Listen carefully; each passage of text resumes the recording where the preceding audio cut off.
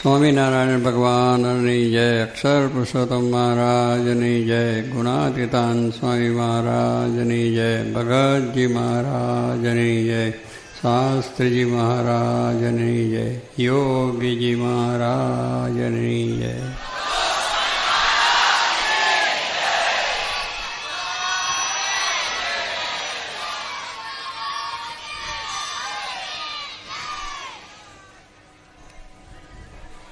સુરતના યુવક મંડળે અત્યારે સંવાદ જે રચ્યો છે,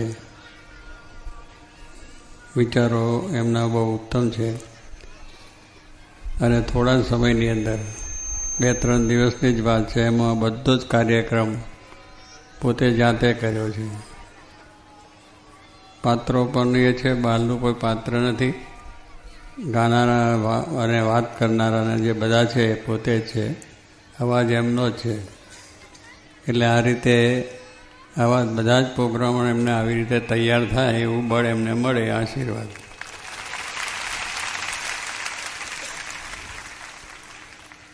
કારણ કે સત્સંગીના એની અંદરથી જે ઉદ્ગાર નીકળે એ બહુ ઉત્તમ હોય, કારણ કે ભગવાનનો સંબંધ છે. બાલના તો ગાનારા બીનારા હોય એટલે દારૂ પીતા હોય ને સિગરેટે પીતા હોય ને બીજું અનેક જાતનું ચાલતું હોય. પણ ઠીક, આપણે પેલો કરવું હોય તે કરવું પડે છે, પણ જો આપણા જ તૈયાર થયા હોય તો એનામાંથી જે અવાજ નીકળે, જે વાત નીકળે છે એ બધાને અસર થાય. જેમ ભગવાન શ્રીજી મહારાજે પણ કહ્યું કે સંતોને ગામડે મોકલવા મહારાજે વાત કરી કે તમે જાઓ. તો મહારાજને સંતો કહે અમે બહુ ભણેલા ગણેલા છે નહીં, ત્યાં જઈને શું વાત કરવી. મહારાજ કહે છે તમારું વર્તન વાતો કરશે. તમને મેં જે નિયમ આપ્યા છે, નિષ્કામ, નિર્લોભ, નિસ્વાર્થ, નિર્માન, નિસ્નેહ, ધર્મ, જ્ઞાન, વૈરાગ, ભક્તિ, આ જે નિયમો છે, અને ઉપાસના તમારી દૃઢ રાખજો, આજ્ઞાની ઉપાસના. અને તમારું વર્તન જે આવું જોઈને લોકોને સત્સંગ થઈ જશે, ભગવાનમાં નિષ્ઠા પણ થઈ જશે. અને એ પ્રમાણે સંતો ફર્યા તો એમની જે સાધુતા, એમની નિર્માણિતા, એમનામાં રહેલા આવા જે સદ્ગુણો એ જોઈને લોકોને ભગવાન સ્વામિનારાયણમાં શ્રદ્ધા થઈ, ભગવાનનું ભજન કરતા થયા હજારો ને લાખો માણસો. એટલે કહેવાની વસ્તુ શું છે કે વર્તન વાતો કરે. આપણે જે યોગીજી મહારાજે આપણે મંડળો સ્થાપ્યા છે એની અંદર આપણે ખાલી આ બતાવવા પૂરતું કે વાત કરતાં પૂરતી વાત નથી. આ બધાની અંદર આવા દ્રઢ નિયમ, ધર્મ, આજ્ઞા, ઉપાસના વગેરે દ્રઢ હોય એટલે બીજાને પણ પ્રેરણા મળે, બીજાને પણ થાય. દારૂ પીતો માણસ હોય, સ્ટેજ ઉપર આવીને વાત કરે કે દારૂમાં બહુ દુઃખ છે, એ લીવર બગડે, ફલાણું બગડે, આવું છે ને તેવું છે ને, એ દારૂ પીવો જ ના જોઈએ. સ્ટેજ પરથી ઉતરીને બારમાં જઈને દારૂ પીવાનું કામ કરે, એની અસર કોઈને ના થાય, કારણ કે એના જીવનમાં વર્તનમાં નથી. બોલે છે પણ વર્તતો નથી. માણસને જીવનમાં બોલવાની વસ્તુ પણ જો વર્તનમાં ના હોય તો કોઈના ઉપર છાપ પડે નહીં. વર્તન વાતો કરે છે. શાસ્ત્રી મહારાજ, જોગી મહારાજનું એવું વર્તન શુદ્ધ અને પવિત્ર હતું, સાધુતાનો માર્ગ, અને દરેક રીતે પોતે ભગવાનની આજ્ઞામાં દ્રઢપણે રહેતા હતા અને સત્સંગ કરાવતા. તો હજારોને આજે આ સત્સંગ થયો છે, બધા યુવાનો છે, હરિભક્તો, નવા ભાઈ સર્વને, એનું કારણ કે એમની સાધુતા. એટલે એમના વચનમાં પણ વિશ્વાસ આવ્યો કે આ જે અક્ષર પુરુષોત્તમ ઉપાસના છે એ સાચી છે અને બરાબર છે, શાસ્ત્ર પ્રમાણે છે. તો આ જે બધી વસ્તુ ચાલી છે, એટલે કહેવાનું છે કે મૂળ જેટલું બર્તન સારું, જેટલી આપણાની અંદર સદ્ગુણો હોય એ સદ્ગુણોની અસર જે થાય છે એ બહુ જુદી થાય છે. અને એ રીતે આપણે જીવન કરીએ. અભી બોલ્યા અભી ફોગ એવું નહીં, વાત કરી છે, બતાવી દીધી છે. એવું જીવન પાછું થયું. જે આ બધાની વાતો અંદર લાવ્યા છે એમનું જીવન એવું હતું અને એ જીવન પ્રમાણે પોતે વર્તતા, તેનું કારણ થયું. આપણે જે કહ્યું છે કે જેનું જીવન એવું હોય કે મનુષ્ય એકમ વચસ્ય એકમ કર્મની એકમ મહાત્મા, જેના વચનની અંદર એક જ વાત હોય કે ભગવાન છે, નિયમ ધર્મ પાળવા છે, નિયમ ધર્મનો ત્યાગ કરો છે, આ છે, કથા વાર્તા કરવું છે, બીજું છે ત્રીજું જે હોય એ બોલે. જેને મનમાં વાત છે એ વચનમાં આવે, અને વચનમાં આવે એવું દેહે કરીને પાછા વર્તે. આ ત્રણની અંદર જેની એકતા હોય એ મહાન પુરુષો કહેવાય છે.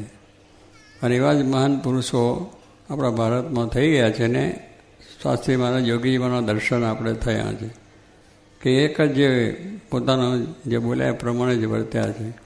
મનમાં જે વાત હોય એ જ બહાર વાત આવી છે, પણ જે મનમાં જુદું હોય, વર્તમાનમાં જુદું હોય, કરવામાં જુદું, એટલે એને મહાત્મા કહ્યા નથી, દુરાત્મા કહ્યા છે.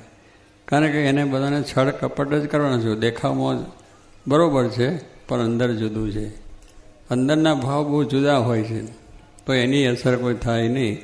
એટલે આ પ્રમાણે આપણે જે સંપ્રદાયની અંદર જે જોગી મહારાજને શાસ્ત્રી મહારાજનું જે સિદ્ધાંત વર્તન વાત બીજું ત્રીજું એક જ હતી. પોતાના મનમાં જે સિદ્ધાંત એ જ વચનમાં વાત કરીને એ જ પ્રમાણે દેહે વર્તી બતાવ્યો છે. તો એ આપણો સિદ્ધાંત છે.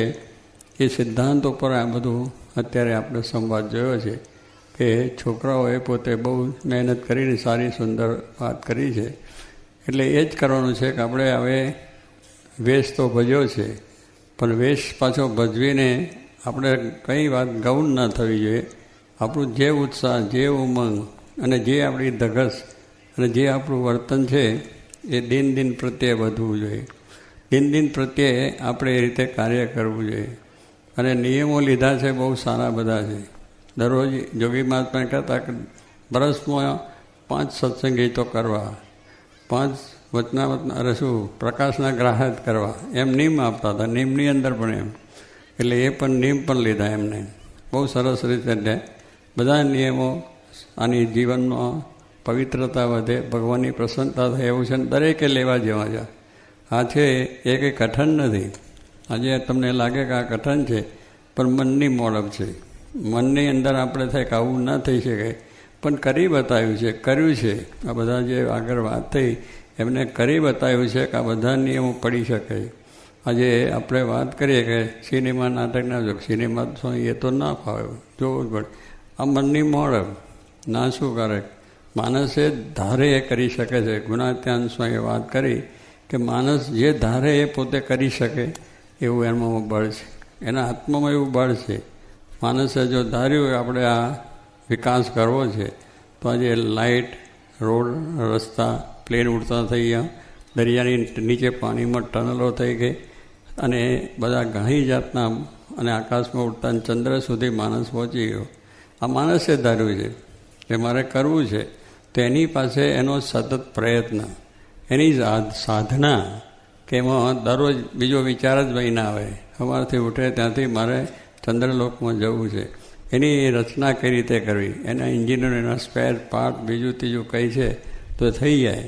જ્યારે ચંદ્ર ઉપર જવાની વાત થઈ ત્યારે 2 માણસો પ્રસન્ન કર્યા હતા અને બધું તૈયાર હતા. પછી ઘરેથી ઓફિસમાં બોલાયા કે અહીંયા આવો, તમારો ઇન્ટરવ્યૂ લેવો હોય. તો નીકળીને આવ્યા. પછી પેલાને પૂછ્યું, ભાઈ તમે ઘરેથી નીકળ્યા ને શું વિચાર કરતા હતા?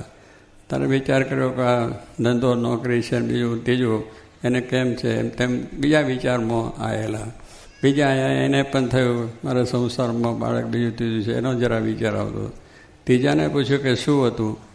તો કહ્યું કે મારે તો એક જ વિચાર હતો કે આ ચંદ્ર ઉપર મારે જવું છે, અને એ રીતે જ મારી તૈયારી સાથે હું આવ્યો છું. એને પાસ કર્યો. કારણ કે એની વૃત્તિ એક જ હતી. ઘરેથી નીકળ્યો, કોઈ કામ નહીં, કાજ નહીં, બૈરા છોકરો કશું જ નહીં. એક જ વિચાર હતો કે આપણને નિશાન લેવું છે. અર્જુનને જ્યારે મચ્છવેદ કર્યો તો એને શું કહ્યું? બધી ઇન્દ્રિયો પર કરી. પાંડવોને મચ્છવેદની વાત થઈ બધી. તારે મચ્છવેદની અંદર બધાને ઊભા કર્યા. તારે શું છે, તને દેખાય છે કે આ મારું શરીર દેખાય છે? બીજાને કે આજુબાજુ બેઠેલા દેખાય. ત્રીજાને તે કહ્યું. પછી અર્જુનને જ્યારે કહ્યું નીચે તાજમાં અને પાણી ભરેલું, અને એની પગ 2 તાજમાં મૂકીને મચ્છવેદ એટલે મોટો આંસડો, એને પેલી ફરતી માટલી હોય એનું મસ્તક વિધવાનું. એટલે એ બહુ કઠણ વસ્તુ, કેટલો સંયમ ને ઇન્દ્રિયને એકદમ સંયમમાં હલાવી દે, એના સિવાય કશું દેખાય જ નહીં. અર્જુનને પેલું ફરતું એનું મસ્તક દેખાય, કોઈ માણસ આજુબાજુ શું છે, કોઈ શું બોલે છે, શું તાલીઓ પડે, કશું જ નહીં. આપણે તો કેટલાક મનમાં વિચાર થાય કે હું આ કરું છું, કોઈ તાલીઓ પડે તો સારું. એટલે તાલીઓ માટે ક્યાં કરે, તું તારા કાર્યની સિદ્ધિ માટે કરે. પણ અર્જુનને એક નિશાન, તો જો એનો એક મચકે વેજો આજે એને પણ આપણે કહીએ છીએ, કારણ કે ઇન્દ્રિયોનો નિગ્રહ, ઇન્દ્રિયોનો જે સંયમ છે એ કર્યા વગર છૂટકો નથી. અને એ જ કરીશું તો જ આપણે સારું કાર્ય જગતમાં કરી શકીએ. આજે ઇન્દ્રિયો મોકળી મૂકી દીધી, ખાવાનું ને પીવાનું ને જોવાનું ને અરવાનું ને બીજું ને ત્રીજું વ્યસન ને દૂષણ અને જુગાર ને વ્યભિચાર ને આ બધી વસ્તુમાં આપણે પડી ગયા. એટલે આપણી વૃત્તિઓનું ઠેકાણું ના રહે. પણ એ ઠેકાને રહે ક્યાં કે ભગવાન જ્યારે આપણે આશરો થાય, જેમ અર્જુનની વાત કરી કે એને ભગવાનનો આશરો હતો તો હજારી સેના હતી દુર્યોધનની, એમાં બધી સફળતા મળી. કારણ કે એને એક જ હતો આશરો કે ભગવાનને મારે રાજી કરવા છે. એટલે મારે કોઈ ભગવાનની આજ્ઞા લોપાય જ નહીં અને આજ્ઞા પ્રમાણે કરવું છે. તો એને એ પ્રમાણે પછી અર્જુને કર્યું અને ભગવાન રાજી થઈ જાય. એટલે બધી કહેવાનું શું છે કે આ બધી વસ્તુની અંદર એક જ છે. ગુણાત સ્વામીએ કહ્યું, સર્વ સંકલ્પોને પડ્યા મૂકીને એકાગ્ર ચિત્તે કરીને આ ભગવાનની વાત સાંભળી. કેવું કહ્યું સ્વામીએ કે સર્વ સંકલ્પો એટલે ખાવાના, પીવાના, જોવાના, ટીવીના, રમતને ગમતને, ફરવા જવાનું, બહાર લહેરો હરવા જવાનું, પાર્ટીઓમાં જવાનું, એ વિચાર જ ના હોય.